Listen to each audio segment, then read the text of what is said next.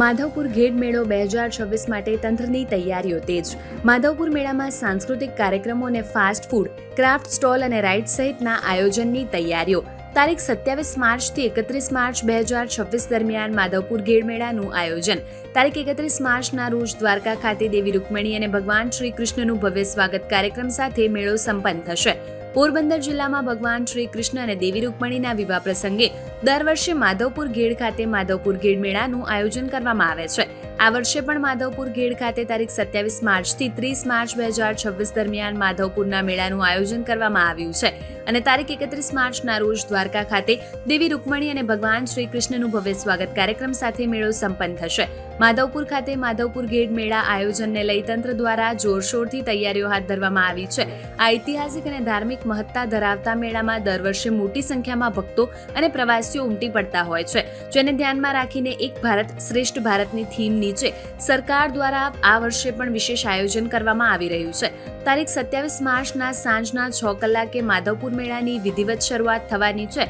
આ મેળો ભગવાન શ્રી કૃષ્ણ અને દેવી રૂકમણીના વિવાહ પ્રસંગની સ્મૃતિમાં દર વર્ષે પરંપરાગત રીતે યોજવામાં આવે છે.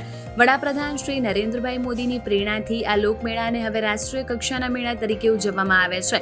આ ઉત્સવ પશ્ચિમ અને ઉત્તર પૂર્વના રાજ્યોને જોડતો એક અનેરો પ્રસંગ છે, જે વડાપ્રધાન શ્રીના એક ભારત શ્રેષ્ઠ ભારતના સંકલ્પને સાકાર કરે છે. ત્યારે આ વર્ષે એક ભારત શ્રેષ્ઠ ભારત થીમ હેઠળ માધવપુર મેળો 2026 દરમિયાન પણ વિવિધ સાંસ્કૃતિક કાર્યક્રમોનું આયોજન કરવામાં આવશે, જેમાં પશ્ચિમ અને ઉત્તર પૂર્વના રાજ્યોના લોકનૃત્ય, લોકસંગીત અને રેતીકલા પ્રદર્શન તેમજ રમતગમતની પ્રવૃત્તિઓ દ્વારા સંસ્કૃતિનો રંગ જામશે. સાથે જ મેળામાં ફૂડ સ્ટોલ, ક્રાફ્ટ સ્ટોલ અને હસ્તકલાના વિવિધ સ્ટોલ દ્વારા લોકલ ફોર વોકલ ઉત્પાદનોને પ્રોત્સાહન આપવામાં આવશે. આ ઉપરાંત આનંદ નગરી વિસ્તારમાં બાળકો અને યુવાનો માટે વિવિધ રાઇડ્સ અને મનોરંજનાત્મક પ્રવૃત્તિઓનું ખાસ આયોજન કરવામાં આવી રહ્યું છે, જેથી પરિવાર સાથે આવનારા મુલાકાતીઓને મનોરંજન મળી રહે. સુરક્ષા, સ્વચ્છતા અને ટ્રાફિક વ્યવસ્થા માટે પણ તંત્ર દ્વારા જરૂરી આયોજન શરૂ કરી દેવામાં આવ્યું છે.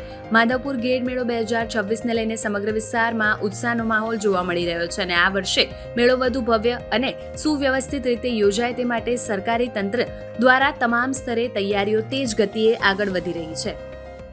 રોજ નવા અપડેટ્સ જોવા માટે અમારા પેજને ફોલો કરવાનું ભૂલશો નહીં.